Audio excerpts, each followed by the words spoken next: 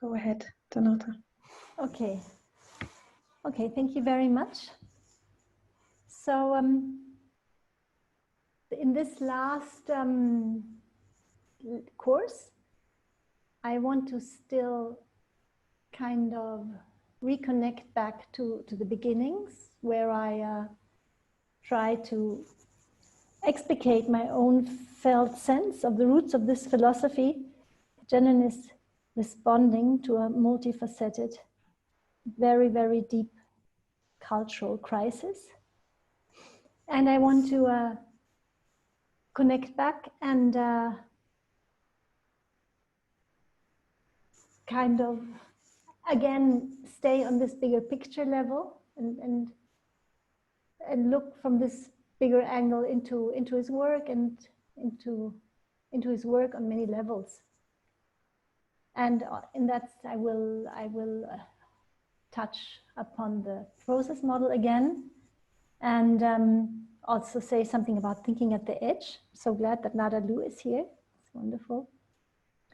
And we have two exercises, and then we might have a little bit more space at the end for questions.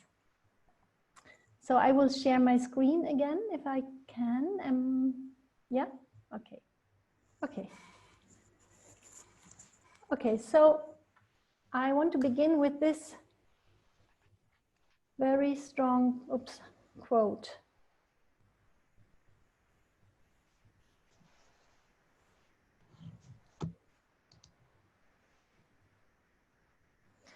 So Jenin writes, "It is trite to say that our thinking about man and society has not kept pace with physics and natural science, but we must make comparable advances, really radical breakthroughs a la Galileo, in our modes of thinking about the human world.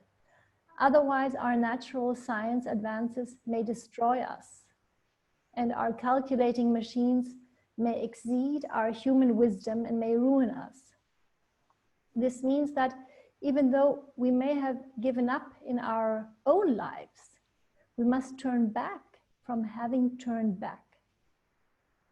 We must hope to grasp the personal truths in our own struggles. We must use this superior method of thinking which employs our own felt meanings, even though in feelings are also our hurts, defeats, missed opportunities, and the sense of death soon to come.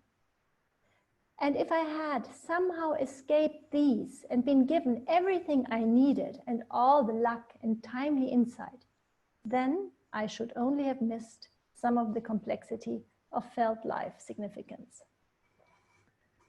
So I think in this wonderful quote, 1966, was a rather young man, one can sense the urgency behind his philosophical project, and you also sense the scope that he envisions. And you can also see how clearly he felt the challenges that we are facing. And he so clearly saw that the challenge is to think differently. And he calls this a superior method of thinking, which employs our own felt meanings. And he saw that, of course, the real crux in this is that with these feelings, we also must touch upon our hurts and defeats and missed opportunities. Yeah, so this superior kind of thinking is also a much more vulnerable kind of thinking, a much more responsive kind of thinking, a thinking that cannot just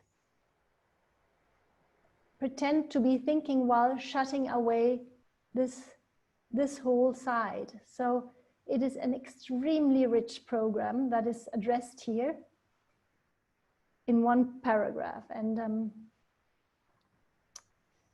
Jenin responds or tackles this challenge in his lifelong work on many different levels.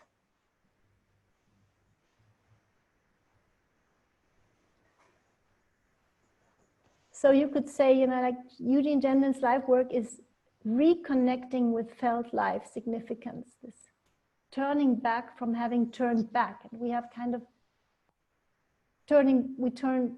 might have turned back, and that's always, again, the risk in personal life because it's just too much. But it's also this great cultural risk of trying to become more and more safe and more secured in the systems we are building, and in that way cutting us more and more from environmental interaction and responsiveness for the sake of security and stability and fixed power structures. So Gendon's life work reconnects with this felt life significance on many levels. He reconnects, and that's really amazing if you kind of put it in front of you like this. He reconnects on the level of everyday living, and that's focusing. Now that he devised this practice, these moves, these tools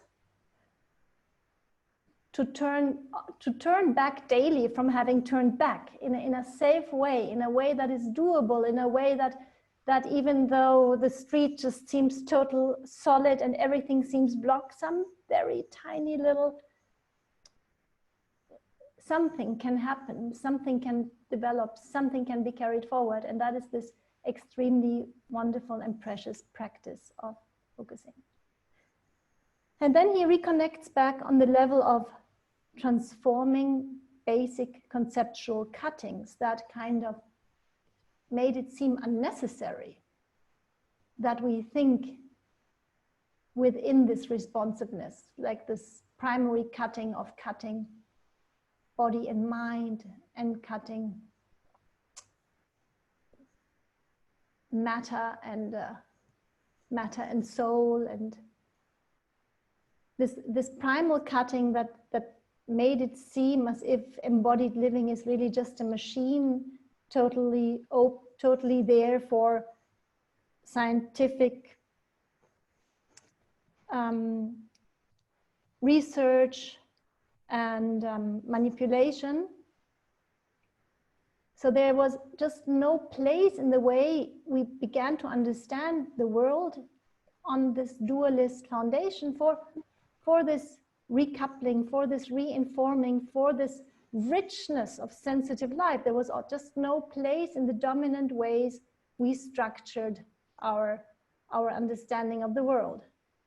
So he reconnects back to felt life significance, also on the level of transforming basic conceptual cuttings with his two main books, Experiencing and the Creation of Meaning, and the Process Model.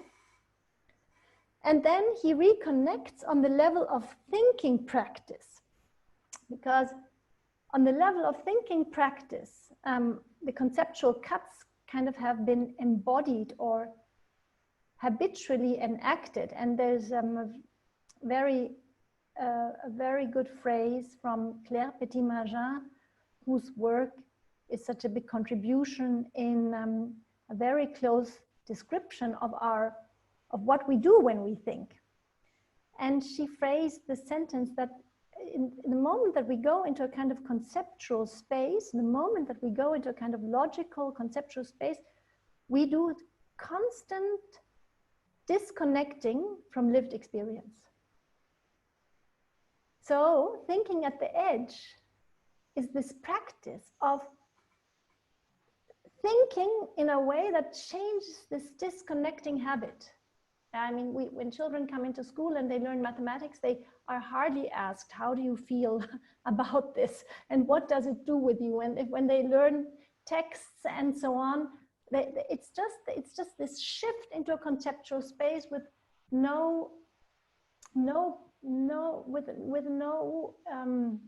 not yet any kind of institutionalized responsivity which is built in because we don't understand yet meaning in these responsive ways. So thinking at the edge is reconnecting on the level of thinking practice, which is such a fundamental motor in the driving force of our culture and of our science. Okay.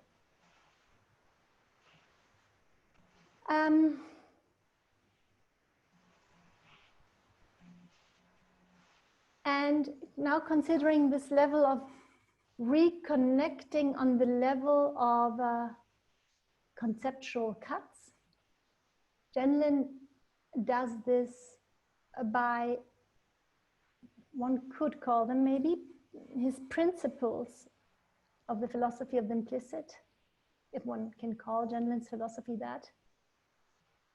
It's more a handle. So one of the main principles is that nothing just is, everything is and implies. Nothing just is in a way that one can just take it and research it and dislocate it, and because everything that is and implies. And we were, I think, already talking about this, you know, that the organism always already implies environment interacting with it, and the organism, the living organism, always implies so many processes within the organism that work together, and each of these processes imply how other processes occur so that it can occur, and this is from micro to macro. So everything is, while implying other things to occur, that it can be. So there's already an interconnecting on this level. And of course, that's another way of saying interaction first. And that is another way of saying that everything that occurs into an implying, has its meaning by an implying, by not just happening decontextualized, but the big difference is for living organisms, what is happening that I can continue to live? And the big difference is are things occurring in a way that I can continue to live? From plant life, like is rain coming or is rain not coming? Or in animal and human life, is feeding available, or the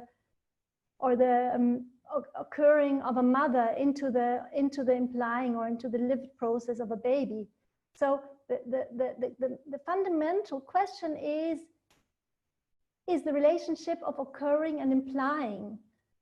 And the fundamental difference is, do the things that occur carry the process forward or not? So the fundamental difference is not, as in traditional settings, there's a subject and an object, and there's matter and mind, or body and mind, you know, those, or they're different entities. But in Jenlin's processual and active approach, the fundamental difference is really the fundamental difference in real living is what occurs, and what difference does it make? So one can say that there are two big laws in the process model, and one is the law of occurrence, that it's really the decisive thing is what occurs, and only when something has occurred do we also know how something goes on, and do we also know what was implied. So there's this big emphasis on real occurrence, and I hope I can say later a little bit more why this is so important. And this law of occurrence corresponds to the law of explication, that as we know in focusing, only after we are able to say what we sensed can we know what it was. Gendlin always emphasizes this real occurring, that something must happen, that we know what we're talking about.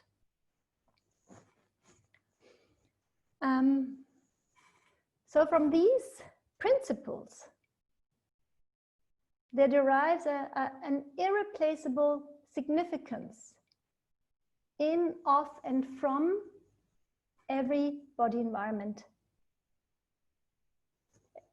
in, of every body, and everybody is already body environment interaction.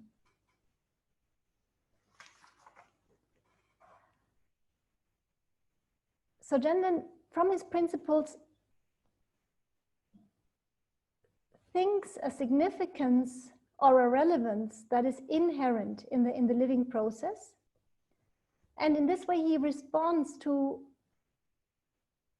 a crisis that I pointed to in my very first course, yeah, of an ideological or scientific endangerment of the relevance of this really particular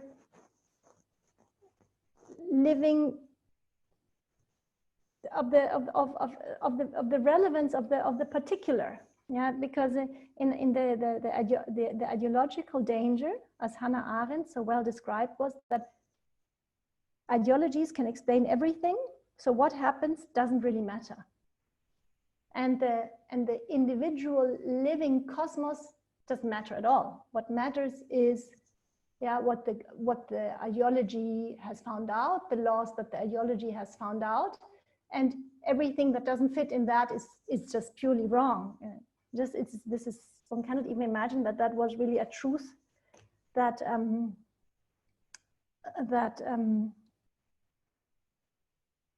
that dictated the world many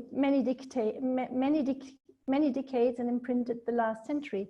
But the same danger is in the scientific worldview, as we saw with Thomas Nagel, that from the view from nowhere, you know, when you really describe all the causalities and all the forces and how you don't need this personal stance. Felt significance just doesn't have a place, and that's the big problem in our scientific world. This personal significance and the richness of everyday felt awareness just doesn't have a place, and we have no means how to account for consciousness. So with Gendlin, with this process model, he's really able to think in ways that one can see there's this irreplaceable significance in every living body. And in the same way, he achieves to connect, that you can never disconnect something universal and the very particular. Or you can never disconnect what I also hinted at the last time, the personal with the political. Because he shows that everything that gains universal meaning grows, is a kind of growing phenomenon that starts in very specific situations, that might even start in a very specific situated individual experience, yeah, and grow into concepts or a knowledge system that becomes very universal. And at the same time, he also shows that the personal is always, the personal understood as body environment interacting, that is always also building environments, Yes, we said the family. A family is living, interacting, that is also an environment, and a culture is a living, interacting that is also a huge environment which imprints the living, interacting. So he shows how the micro processes always become environmentally productive, and in that way he can connect so wonderfully the particular and the universal, the personal and the political, and he can account for that this is very stable, but it is also unpredictable and open. So it just cannot be replaced just by a system or a computer system or an ideology. So at the same time, we are still now on this level of reconceiving the conceptual cuts. And I showed you the last time this riverbed that Genlin, with changing, his concepts, all of a sudden the river can flow again so dynamically, the thinking river, and what it allows us to do. And he also kind of frees the concept of meaning. He frees the concept of meaning, which was cut off from living process, because there was always this question, well, there's this language system, and the language system since 2000 years seemed to be something spiritual, something, on a different level, something having to do with the mind. The body seemed totally disconnected from meaning. And Genlin reworks these concepts. Of course, he's standing on the shoulder of giants. I also pointed out to that, but he shows that meaning is a multi-level responsive process that needs body-environment interaction on a very, very foundational level, that needs feeling processes, that needs behavioral context, that needs situational contexts and culture, and that can still change incredibly in a reflective room.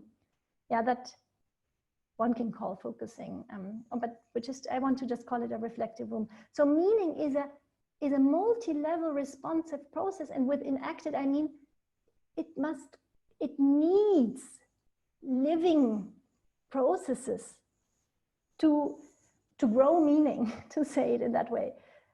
Because meaning very often, and really very much still today, seems to have nothing to do. It's just there. It's in the propositions, it's in the words, it's in the structures, and one cuts it off of this process of everybody, yeah, that needs to live, and that needs to enact meaning for meaning to happen.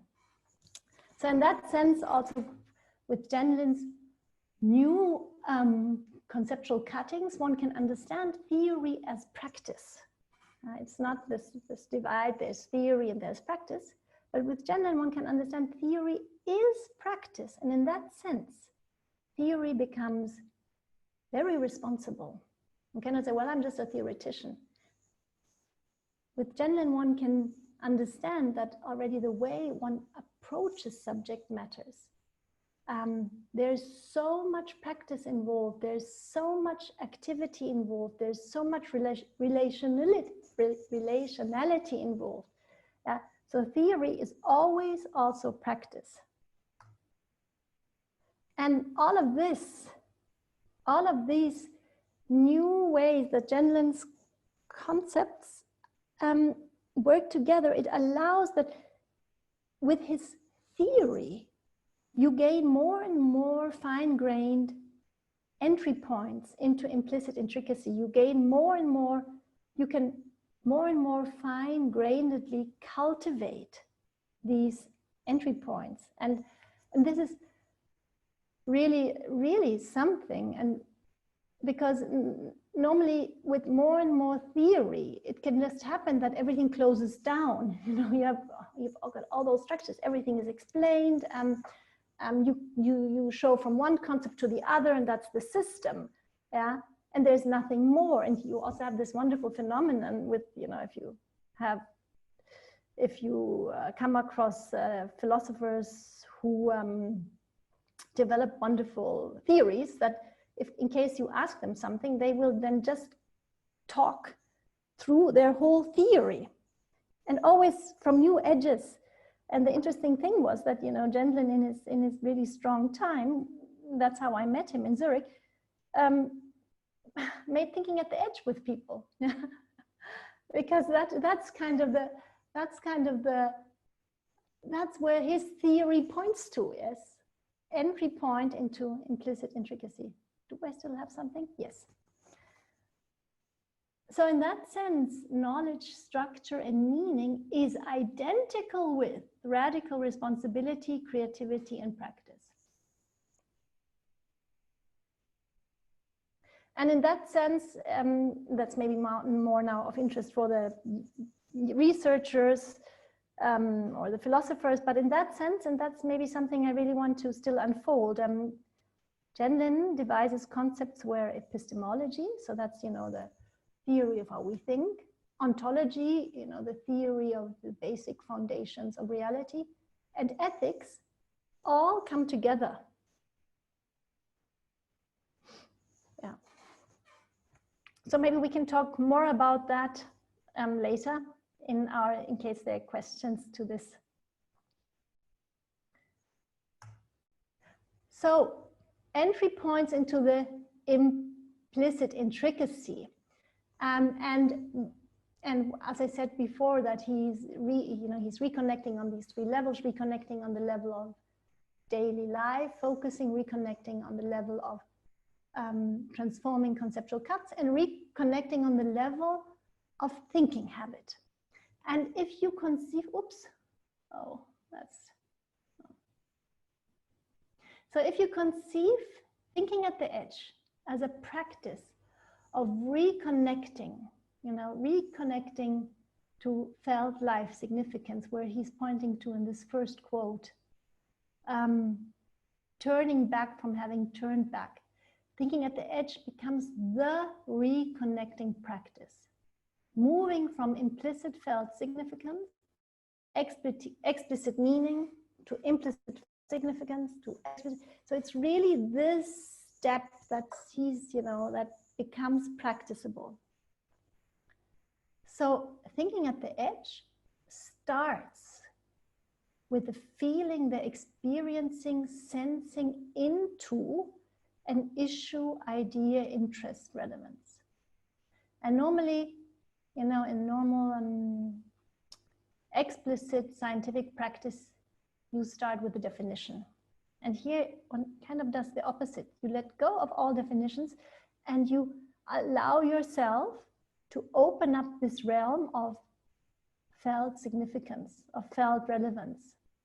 And it was so very helpful that he coined a concept for that, like direct reference. We have such a good word now for this. We do direct reference. Direct reference is just, without this direct referring to, the feeling will have no voice. Yeah, so direct, that's what I meant with direct reference and direct referent. It's the same thing. We only by allowing ourselves to feel the significance of an issue, does this have the chance to become a reference, something we talk about, yeah, a point of meaning. So this is the very first step. It's called, I think, step 0 by, I think Kai Nelson called it step 0. And then there's very, very intricate, you know, easy ways into and out of. And I want to call it saying more of what you mean by what you can say. So in thinking at the edge, then you are invited to just formulate kind of first key sentences. And as soon as you have a sentence, as soon as you have a concept, you can take the concept again as an entry point into implicit intricacy. And we did this the last time. We saw how every word has this more of meaning there. And then Gendlin also devised functional relationships that we have a language to talk about this, that, you know, concepts, there is the functional relationship that a concept functions in us, in bringing a felt meaning along. Yeah?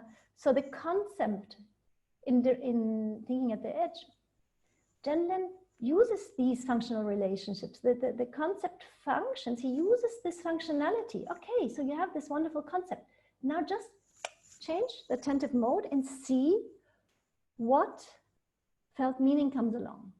And there you see, oh, you have so much more than just the concept. You have so much more than just the structure. And from there, have other words come and go back and forth. And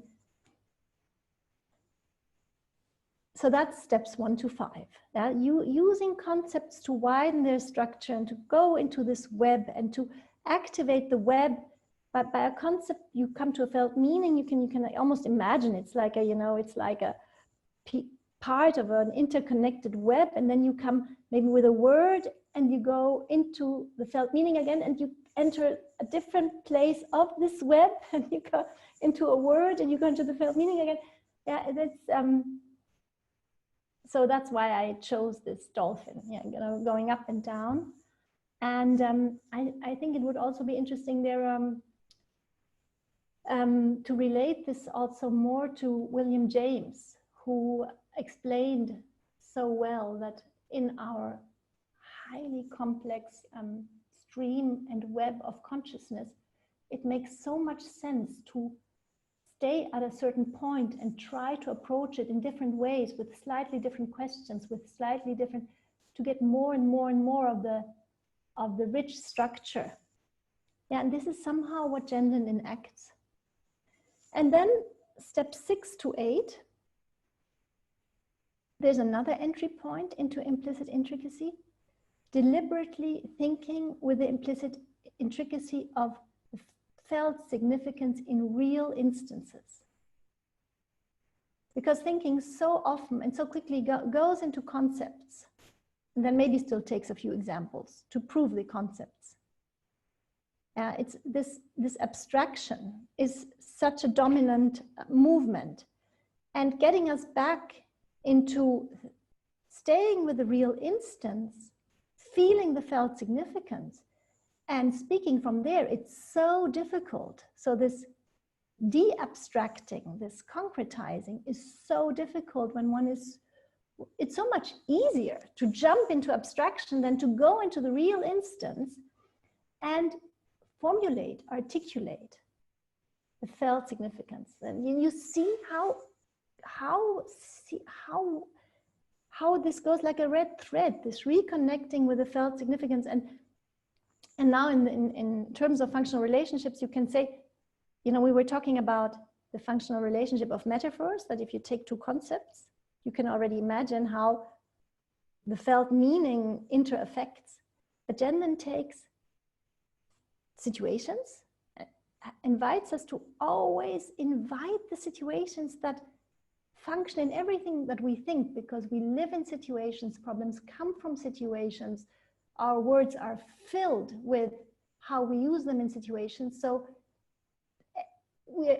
meaning is situated, yes, problems are deeply related with living situations. So he says, take them back to the situation, go into the felt meaning. But then he does this crazy step, and then one realizes, after one practices, one realizes that's what one does all along, because he says, take two situations and then just have them relate. Take the situations as if they were metaphors, yeah, as if they were already, you know, if you formulated why they're significant, take them and interrelate them, and you have so much meaning, interrelating, structuring, specifying.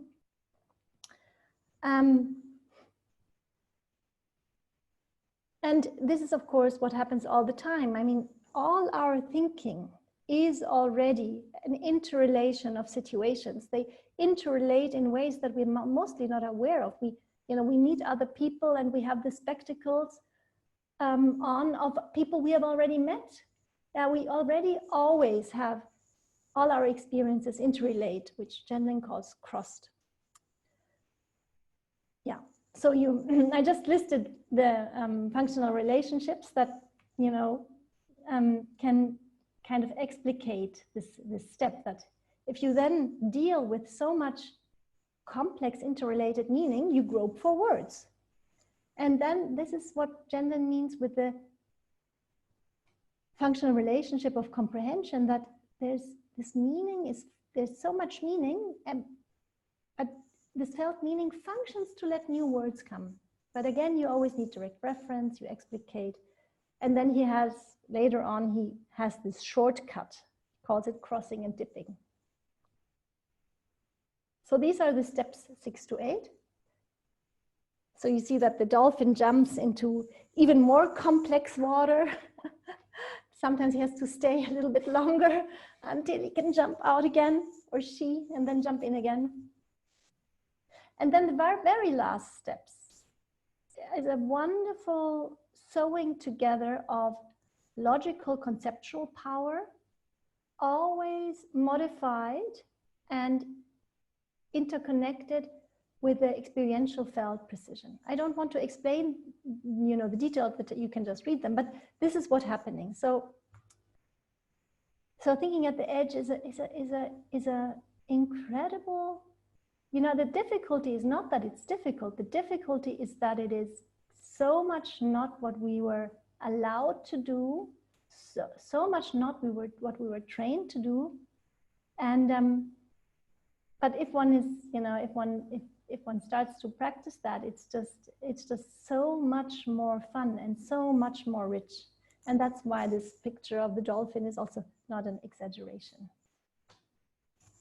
Oh, this happens if one doesn't have a fixed manuscript. Okay. Okay, so just saying, this is a wonderful diagram of Luc Janist, who is also here among you, one of the ECT young rising scholars, and other, Michaela Stubenberger is maybe also there. And he made this nice, and Monika Lindner, by the way, and he made this nice diagram showing that we are in this validating within logic of particular symbolic realm. Normally we construct within the logic of the symbolic realm. And with Gendlin's reconnecting practices, we take this the symbolizing and all this inferential structures which we have there, and we dip into felt experience. And we express from felt experience. And so we connect it with this undivided multiplicity that was the ocean of the dolphin. And then one can become more and more and more and more.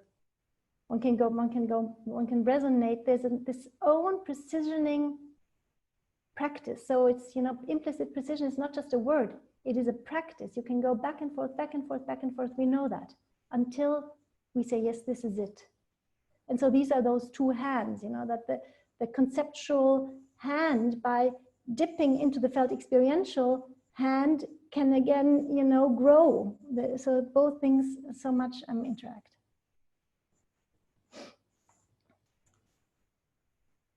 Yeah. So I think I don't have to say so much more to that.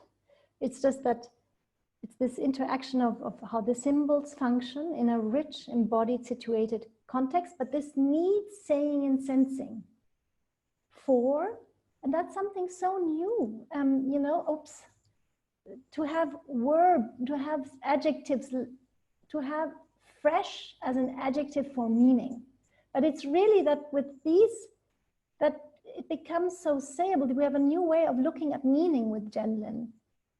The freshness of meaning becomes, you know, a very interesting category, you know, fresh, specific meaning now. And meaning, being fresh, really has something to do with time. What I'm saying now is specifically now fresh in an hour, just, yeah. So one can maybe also think about universality in terms of freshness, freshness that can endure a little bit longer, maybe a year, maybe 100 years. That would be an interesting thing to think about that. But now I'm done with all of my talking, and I would like you to go into an exercise. which I call freshening, specifying, enriching meaning.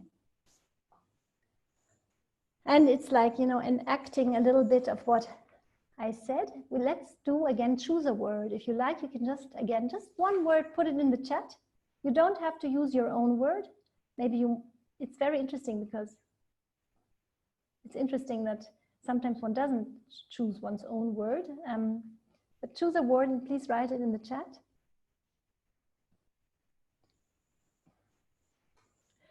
And then let a situation, then you take this word, you go in your breakout group, and then you just dive into the felt meaning of the word, and you just see if a situation comes with it. You just see if there's some kind of specific situation that comes in your mind, some kind of instance. You don't have to think, you just let it function. Let's just rely a little bit on those functional relationships. And then if you have an instance, if you have a situation, just sense a little bit if there's a felt sense to the situation. And if there's a felt sense of the situation, maybe let a word come from that situational felt sense. And then just see, how does this effect re-inform your first word? And you can practice this exercise for an hour, but I think you can also practice it for 10 minutes. It's quite nice. We all know that from focusing, that it's kind of already, inter-affecting with the time frame we have. So just take it as an appetizer. And maybe you want to do this longer and when you have more time, but take it and just see how far you come. Choose a word, see if a situation comes, see if a felt sense comes. And then if time is over already, well, that's totally okay.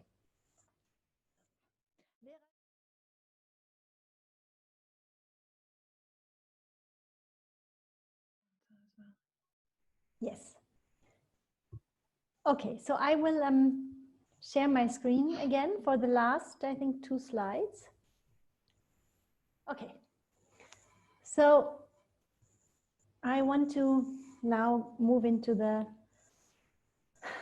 just touch upon, we were talking about Gendon providing ever more entry points into the implicit intricacy of felt significance. And I just, in the pause, I was just talking to my partner and trying to convey that his concepts are able to do 3 things at the same time. They allow us, if we work ourselves into the process model, they allow us to work with our conscious intricacy in a much more full way, where they allow us to engage with it. They allow us to think with it, and they allow us to understand it. So all those 3 things, it's really strange, and it will be important to how that works, that he has concepts that do convey a different understanding. So they do have explanatory power, but at the same time, they allow us to engage our awareness or our consciousness in different ways. So this double function is very interesting. So then in the 8th chapter, and maybe everybody knows that, or many people know that, the whole process model is kind of built up in a way that at the end comes this 8th chapter in which Gendon has generated or developed the tools to do justice to the possibilities of felt sensing and the relevance in felt sensing and the meaning in felt sensing and the movements that are possible in felt sensing. And he begins with this dancer, Isadora Duncan. And I want to just touch upon this a little bit because it also answers this very important question. If we understand, if we go into Gendon's philosophy, we do have different ways to conceive the felt sense. So I want to read this. Isadora stands still, sometimes for a long period. She senses dance steps she could move into, but they don't feel right. What would feel right is not sure yet. She is seeking, she says above, looking for, waiting for the right feel to come, willing to let it come. So she's seeking, looking, willing to let it come. This seeking, waiting for, looking and letting is a kind of action. It is a way of relating to, interacting with, ... What, where? It is interaction with a right feel, a new kind of feel, which will come in a new place. So in these 2 paragraphs, there's such a strong, compressed indication that the felt sense is not an entity or an object, but that it emerges through an activity, through an interacting, through a seeking, through a looking, through a waiting, through a willing to let it come. And that this interacting creates, create is the wrong word, not quite right word, it is constitutive of this feeling, and is constitutive of the space that comes along with it. So I think this is so important, because there's so much misunderstanding if one talks about the felt sense and one discusses, is it in here, is it outside the body or inside the body, or do you have it or don't you have it? Because I think it is really, as everything in this model, it comes along with practice. And of course, it's kind of implicitly possible in the way we are, and in the way we are and imply, but it comes together with practice, it comes together with a form of interacting, and if we don't do that, it's just not there. And that's why it's sometimes so misunderstanding that one, to begin with as if it should be there already. And of course there is something there, but to acknowledge that it needs this interacting also does justice to the fact that a felt sense evolves all the time. And maybe a practitioner who practiced focusing for 10 years has a different, it's something different than maybe at the very beginning.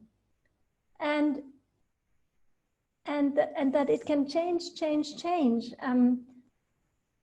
So again, that the concept and the meaning of felt sense is something that needs to be enacted, is something that is a way of interacting, and is something where meaning and space and all the possibilities are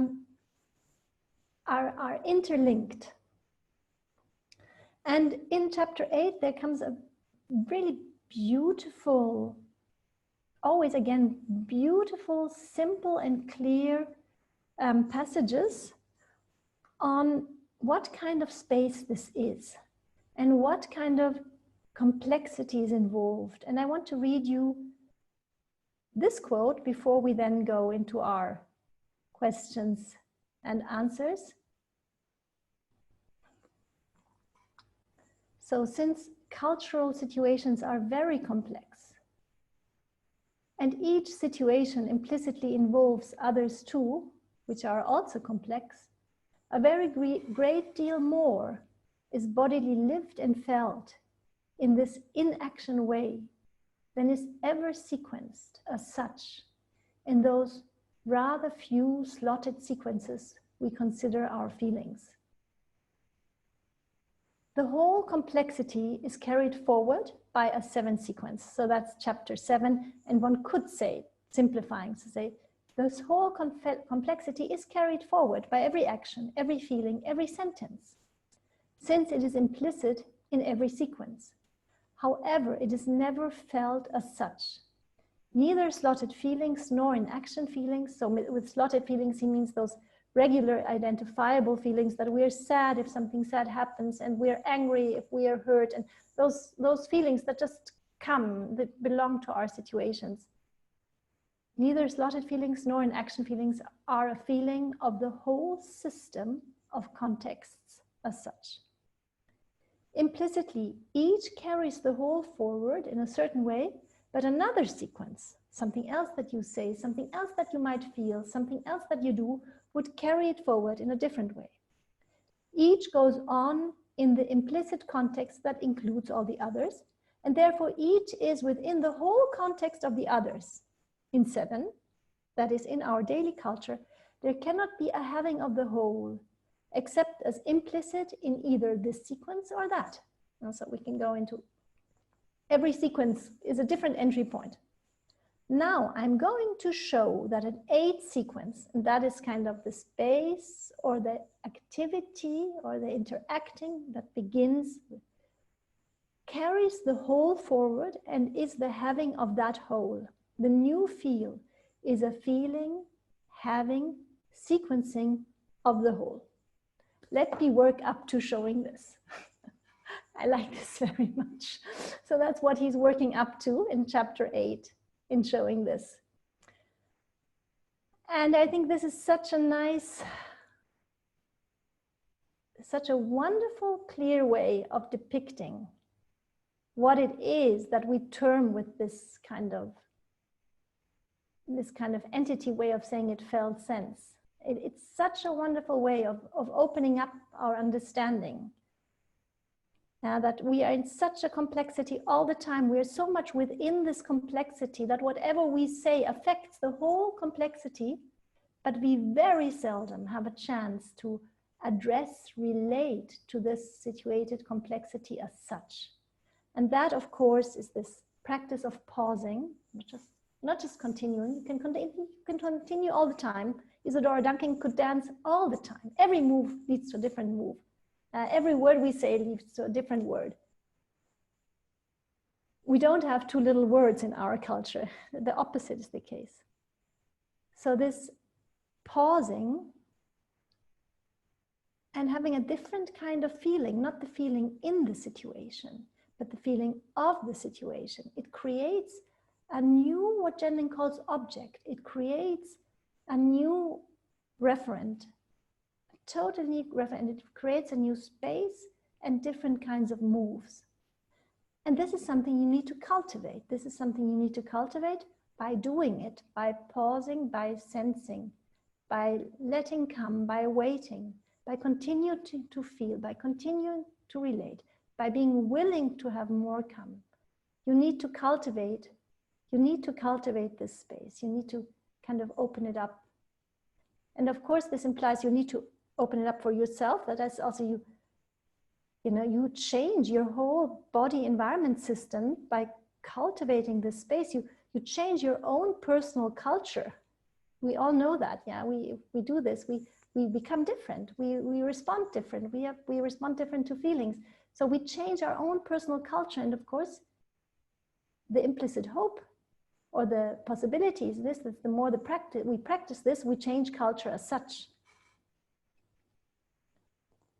We change culture as such because more and more of such pauses become implicit, and this, of course, is then a big entry into a new situation, into a new environment that is growing into new implicit structure that allows for much more.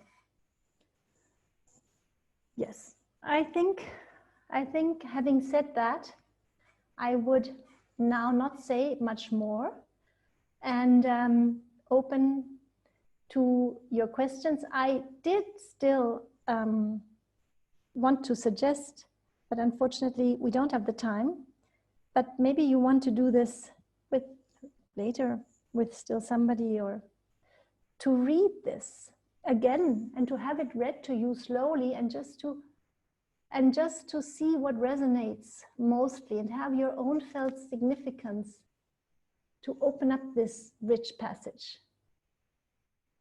And then you become dialogical with it, and instances come, and you immediately become productive.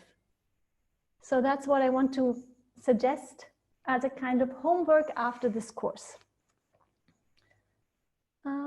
So that was the exercise. Choose which part of the quote you want to hear again and ask your partner to reread it to you.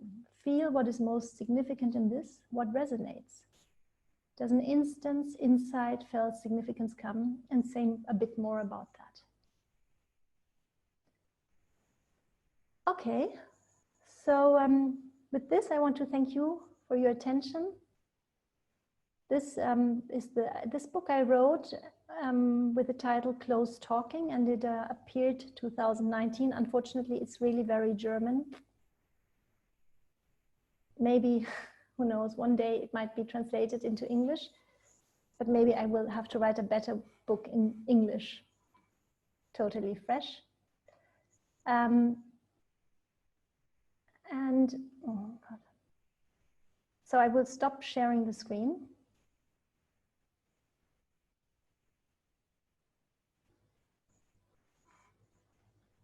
Okay. Okay, thank you very much. And we could now, if you like, just, we have a little bit more time for a joint conversation. And maybe it's really, let's really take our method and just sense a little bit what is here most relevant for you.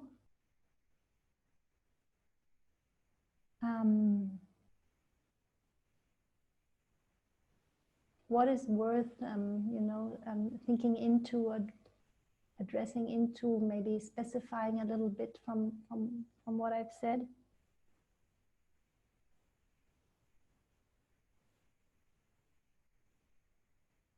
Maybe you like to kind of even take the whole of those 4 sessions. You can just go by the felt meaning of it.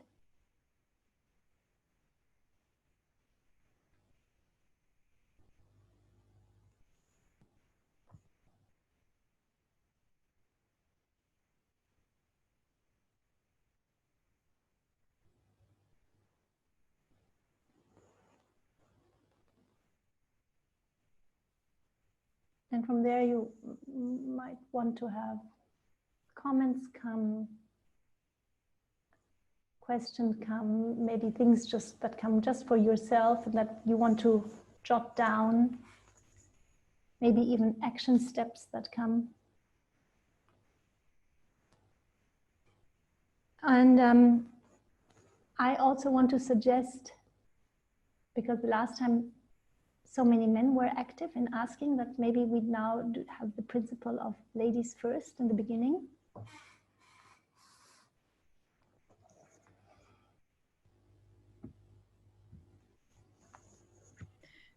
So you would like them to put their hand up and then call on them, Donata? Yes. Yes, so you do that by going to the participants down on the bottom of your screen. Mm-hmm. And then you click the blue raise hand, and then you will get onto the list. Yeah. And we will be saving the chat for later, so you can see what came up there. Okay, so I see a hand of Luf Kinali.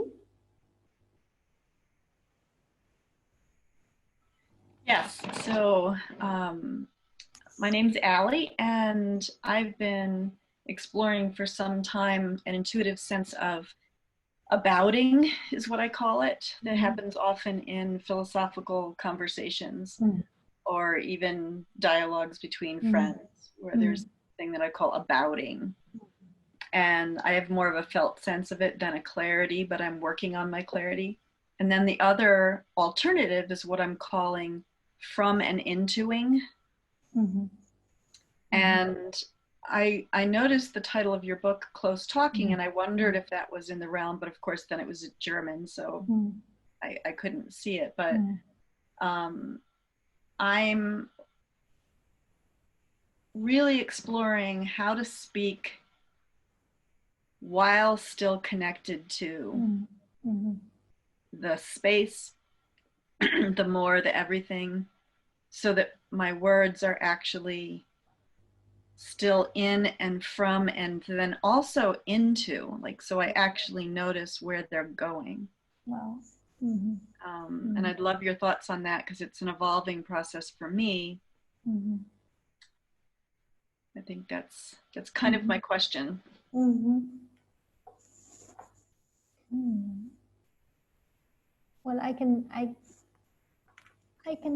my only thought is that I have this deep kind of hope that this is the way human communication will go in the long run.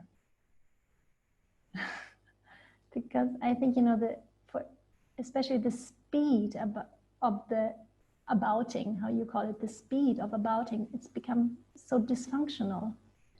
And we say too much too quickly. We hardly have a chance to process it. And so I think so often this kind of communication is just so fruitless and so exhausting. So I do hope that, this, what you are developing, this, how do you say, enter intoing.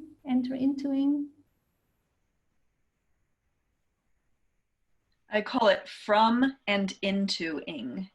From and intoing. But this, I think, is, it's just my hope. Sometimes if I'm very, if I'm pessimistic or hopeless, I sometimes have these really radical future hopes. And there I have this hope that, if we understand that we use this cosmos of meaning in that way, I think that there's so much implied, so much more, we're so much more apt to deal with the intricacy, with the complexity we need to deal with. Because we also, in this intuing, we're always already interconnected with so much more. So yeah, that's what I would say to that. Yes. Yeah. Thank you. So Annie Bloch. Yes. So my question is about time. This process, of course, occurs in time. So what's time for Jean? And also, myself, I've been interested in synchronicity, which is an experience. And what, did Jean talk about that? And does its understanding of time include the reality of synchronicity? Because synchronicity by itself is an experience which challenges our understanding of reality.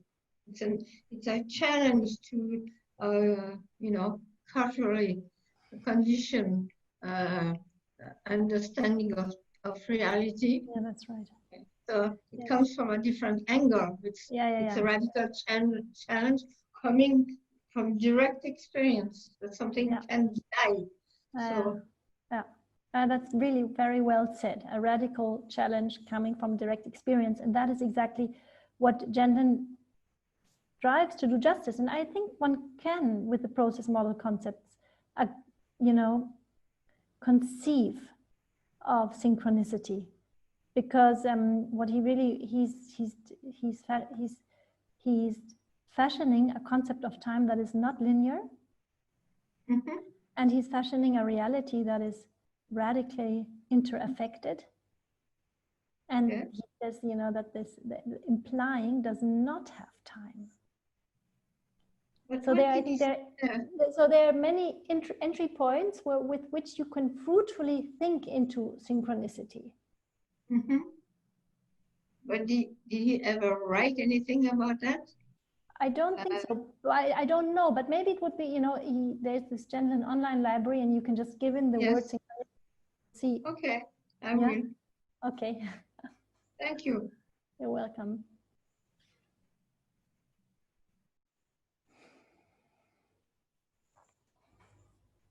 Any more questions?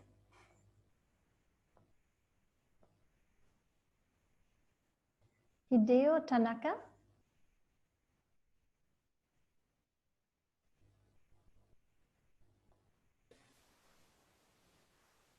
So Hideo Tanaka. Yes. Hello. Can Hello. you hear me? Yes. Thank you for your presentations. And could I ask about the last session? Thank you. In the Q&A time last week, you said that explication was a basic term in Genlin's philosophy. As you said, the term of explication is used in the sense of richer, more explicit, more fully known in most of his works. On the other hand, in Experiencing and the Creation of Meaning, Genlin wrote as follows: the comprehensive formulation changes the original felt meaning to some extent. It comprehends it rather than being an identical parallel explication of it. It seems to me that the term of explication in ECM doesn't mean as a creative role as more fully known. I consider that what corresponds to explication used in his later works may be comprehension, not explication as used in ECM. Yes. So by all means, I would like to ask you whether my interpretation is right or not in this precious opportunity. That is my question. Well, I very much agree with you.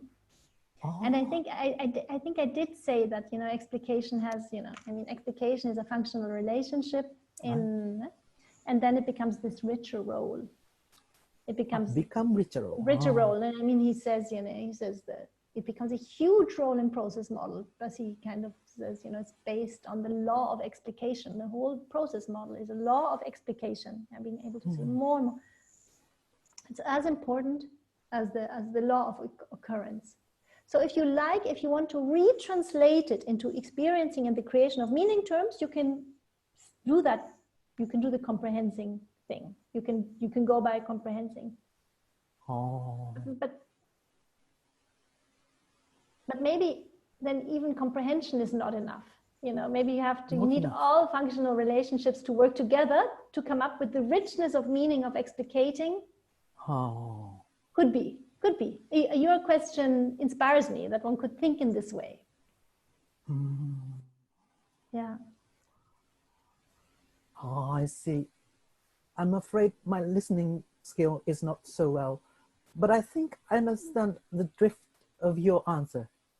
Thank you very much. Thank you also very much. Okay, Yassine. Oh, hello.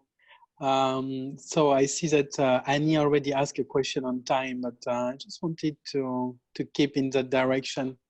And asking like about what Jean means when he says that like the process generates time. That's the first question. And the second question is, how has your like experiencing of time changed since like you've encountered Jean's philosophy? Well, you know, I don't really want to explain now the process model. You know, I don't want to go in this because it's just not possible in this fast time. And this is a question where one really, you know, needs to go into the chapter 4 and you know, how is it occurring into applying and how organisms have their own time and so on. So let me not answer this question, or else it take too much time and I know I will not do it well. Yes, but I do want to offer process model courses, yeah, and then this will be very much a focus, yeah. And your second question is, I think my practice of focusing changed my sense of time. It's this really strange thing that in the minute you go into a focusing process, you know, 45 minutes can be like 4 minutes or 5 minutes. So I think the practice changed my sense of time, and the concepts just are so wonderful because they as, to take the term of Annie Bloch, they do so much justice to this radical challenge of concrete experience. Yeah, they then allow one maybe to be more coherent with this experience by having the concepts that allow to think how this can be.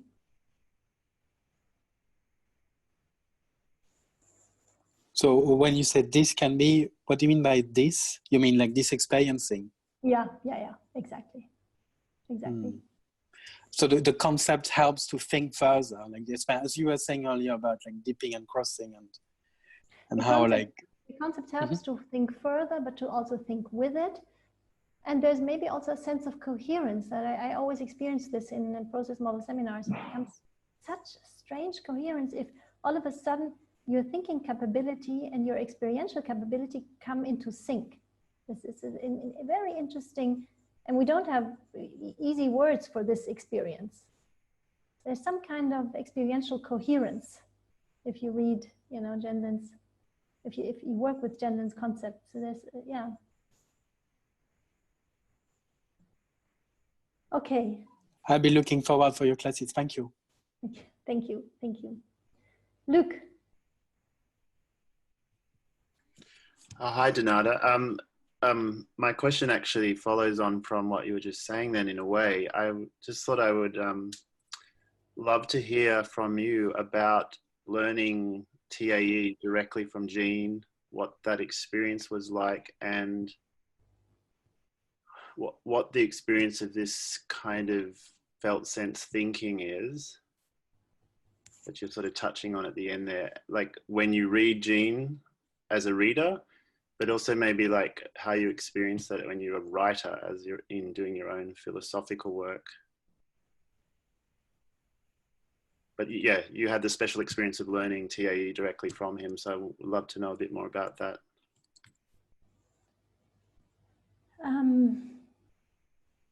So, you know, it was my very first, it was really 2006. So I was so much in the beginnings of everything, and I was just, it was overwhelmingly new almost.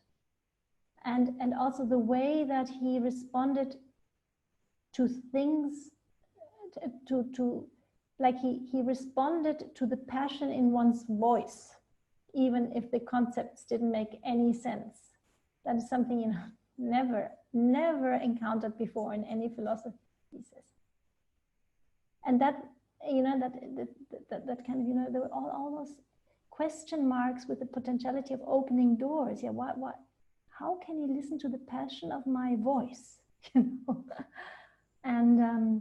and also I had this really super strange instance, this strangest instance, and he understood that. So I think many people experience that, you know, this very empowering, the more specific and the more strange, all those things you normally hide. Yeah, he so much, and it was, I really, from this thinking at the edge, my topic in this thinking at the edge was motherly thinking as a totally overseen quality in the history of philosophy. You know, I kind of came up with yeah, I kind of came up with this. Yeah, and it, yeah, that really, I think it really took me on my path. Yeah.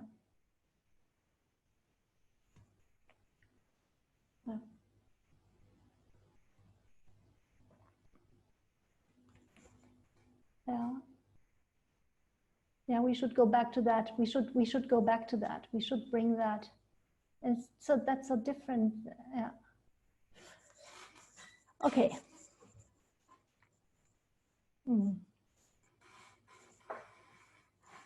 Jan Roggeveen. Jan Roggeveen? Yeah, you're muted. Yes, thank you, Donata. My question is about splitting or undoing splitting. It's Yeah. a term that Jean points to in many places. And I wonder how you see the process of working that through, to what extent one needs to understand that more deeply, say in terms of the culture one grew up in, and not to be blind as far as what's in the culture ahead of us, that we need to be able to meet more fully, more as whole people. Can you say the first part of your question again, please?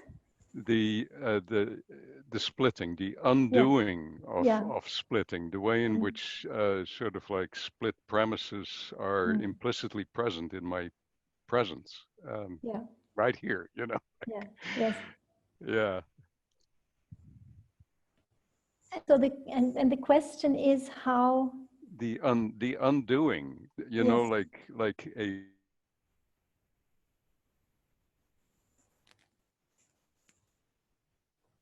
Unfortunately, I don't hear you anymore.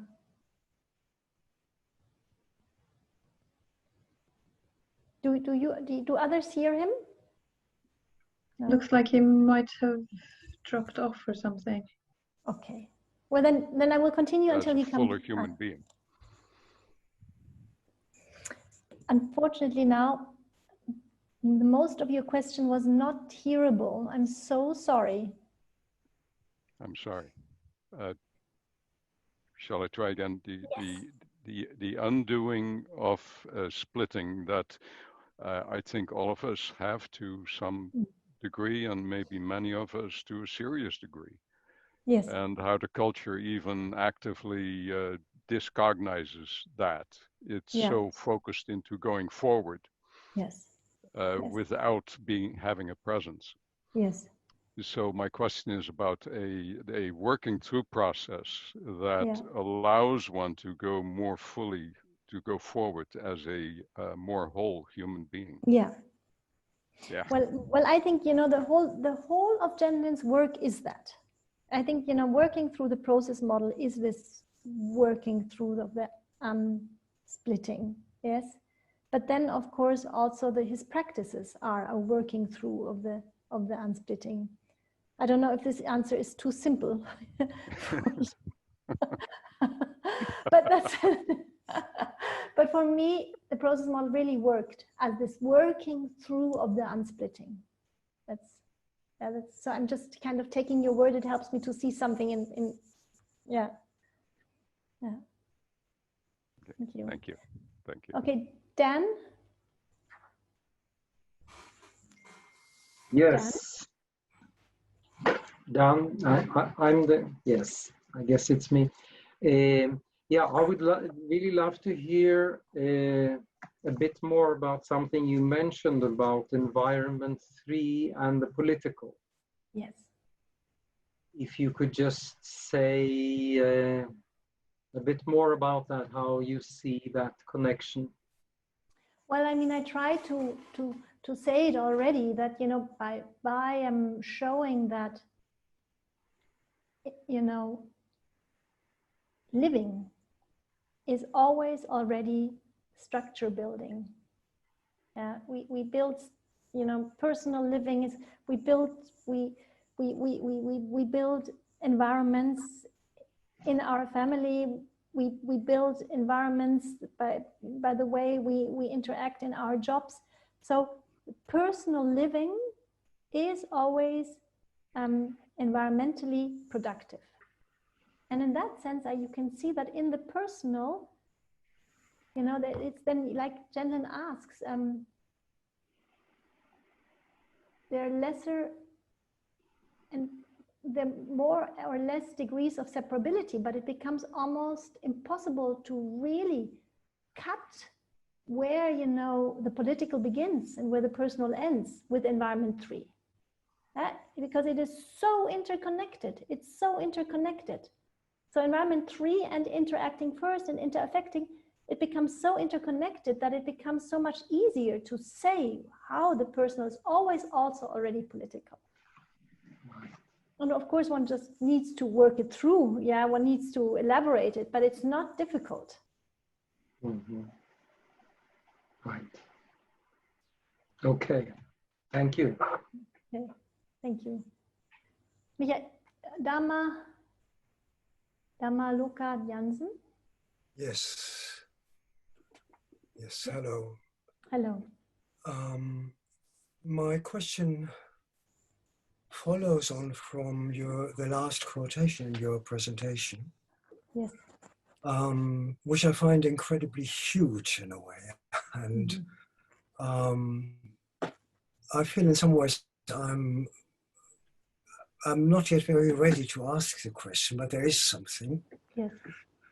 So there's this living body attending to the sense of the whole, the sense of how it is to be alive as a cultured human being in a way, in all its fullness,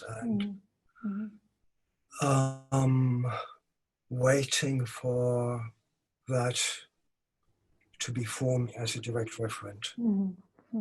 And then, as it were, the possibility of working and living from that. Yes. And you said in sort of relating to the quotation, you said, whenever that happened, the pause and presumably the forming of a direct referent in that sense is already implicit and makes its way, as it were, through culture and into culture. It's already culture changing. And if I remember correctly, Gendlin also says that it may not yet be possible to live it in 7 sequences.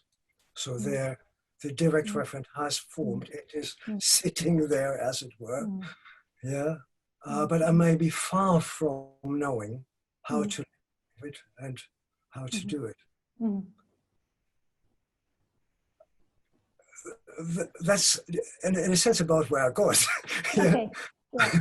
And it's a bit like sort of imagining a little bit forward, well, what's needed, so to speak, for that process to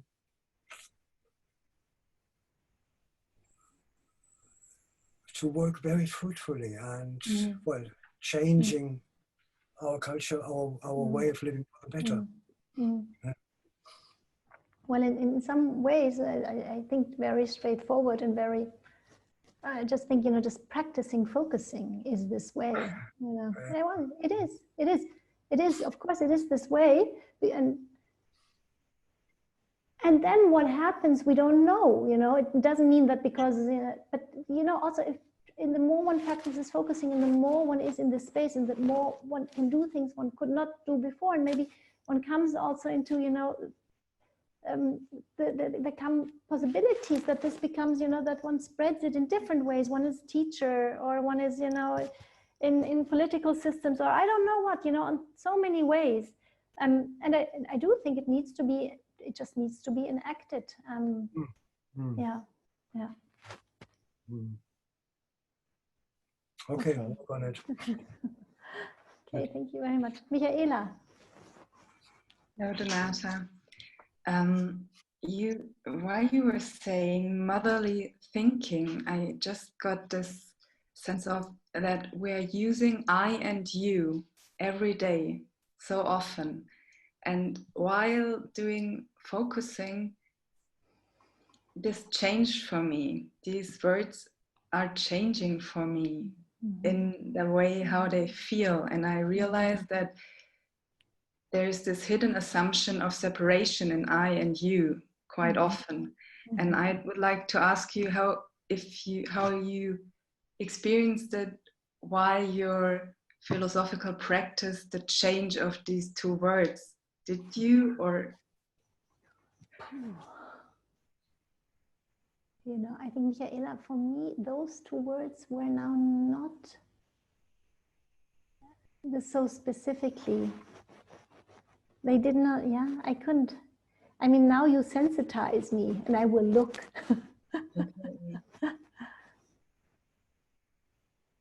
No, but it's really interesting. I think during my philosophical practice, other things changed, but I couldn't now, come up with the words. It would be really intriguing to try, which concepts changed. So I will use your question to maybe think about that further. Yeah. Yeah. Thank you. Okay, there's Karen Jacobsen still on the list. Yes, hello. Hello. I'm involved in education, and it strikes me that when so much of the time we talk about learning and meaning, acquiring meaning, comprehending, it is talked about in a very abstract way, as if what we're doing is acquiring concepts. And yet my experience is that no learning occurs without a felt experience of meaning. Yeah. And so therefore it seems to me that Gendlin's work, all of this that we're talking about, is so integral a part of the whole experience of learning. And so I was interested in your thoughts on that, because here we are, we're participating in learning right now, but is there any learning going on without actually having some contact with this process? Yeah, I just totally, fully agree with you. And I think with Gendlin, one can really underpin this richly. But I mean, this is also what has been begun with Dewey. Yes. I mean, didn't he write the book Education and Experience? Yes. Yeah, yeah. So I mean, he already showed so much how this is the case. And I think with Gendlin, one can really add the fine-grained dimension that it's almost absurd to think one can learn anything with felt meaning, and that we create conditions that we give this felt meaning so little chance, and thus we make the learning so thin. And so one can, with Gendlin, one can become so fine-grained about it, and just that one just needs to change. One doesn't need to change so much. One just needs to give the sensing felt meaning more space, and that's just like an exponential movement, which then happens. You just ask the children, what do you mean by this word? And what do you think about this concept? And what is a question you think is worth exploring? And what do you feel about this question? Just doing these. There's so much I think so much will happen. It changes everything. It changes the whole classroom immediately. Yeah, I agree. And so my last question is anyone doing currently research, or are there references to anyone who has taken Gendlin's work into that field? I think it would be really a very worthwhile list for the focusing discussion list. A very worthwhile question. And I just know of one incredible teacher in South America who worked in the school. I'm sure, and she was at the Garrison, and she gave workshops there, and I was so impressed. She had a little felt sensing corner in her math class. And she saw children in the middle of the math thing, just together, two 8-year-olds coming together. And then Johnny would say, I just feel so awful. I hate math. I hate math. And then Bob would say, yes, you really hate math. Yes, I hate math. You so much hate. Okay, I feel better now. I continue. So she told all those wonderful. She made it such a big, she didn't make it a problem-based. So she said, she started as a teacher, said, well, I am the queen of my space, and I will now check inside. And you do the same thing. It was so wonderful. And, I wish that she would have much more of a voice. She was very inspirational, but I think it would be very worthwhile to really put this in the focusing discussion list, and to get together and do something. Yes, because that's the field that I'm working in, and I'm very interested in connecting. I see Jan has said there's someone in Israel. And so, yeah, the connections would be really, really helpful. Thank you. Yeah, please do. Vendamadina. Just to let you know, there's 5 minutes left. Yes, we needed to do something, didn't we? Yes, you can take this question and then we can just exactly quickly. Okay, yes. very quick question. Yeah, so I'm just coming back to, can you say more about this motherly thinking that was so important to you and such an innovation?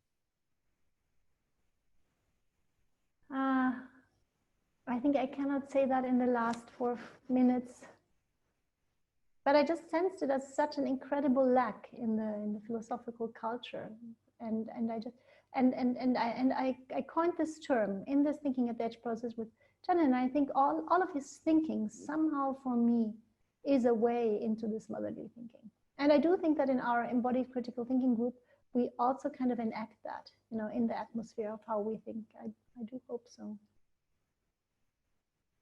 Yeah. So thank you very much for those really interesting questions. Now, what do we still need to do? Yes, so we would like to invite you all to write. We already know that you would like a process model intensive course, but maybe you have other ideas about what you would like to learn from Donata, and Tiffy and Catherine would really like to know if you have ideas for this. So if you would like to write that in the chat for us. And there will also be a link sent out to you with a survey where we would like to hear your thoughts and on how this has been, and there is also a place there where you can write what kind of ideas you have if you need to think a little bit more about it. Is there anything else, Melanie, that we should say towards the end? Oh, it's the end.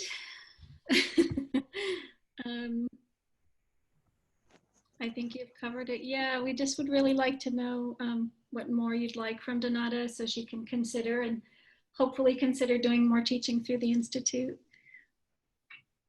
And thank you. Thank you, thank you, thank you.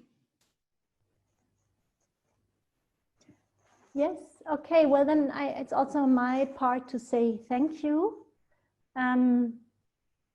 It was really, I couldn't imagine, you know, what I didn't really like this concept of, you know, teaching online in only 2 hours and saying something about the philosophy of gender. And Catherine kind of did work on me, and now I'm so happy that I did it, because you were really a context that allowed me to formulate into that clarified a lot for me, or it opened up a lot, and it's kind of, you know, I would really like to write a book now, and those 4 courses helped me to do that. So it's very much the environment, your interest, your questions, really, and that one can feel that, you know, that one can feel that's also an incredible experience, yeah, and that one can feel that, and we also need concepts to think into that. So, well, thank you very much, and I hope we will see each other again. And I think I will very much consider of giving an intensive process, really totally experiential intro into the process model, maybe 4 days long, always 4 hours. And we will do exercises, we will do pauses, we will do exercises, we will do writing. Yeah, a format like this, I can imagine. And then we can see what else comes. Okay. Okay. Excellent. Thank you. Okay, thank you very much. Thank you so much. Thank you very much. Danke, Donata. Bye, Donata. Bye, everybody. Thank you. Thank you. Thank you very much. Thank you very much. Thank you. Thank you. Thank you so much.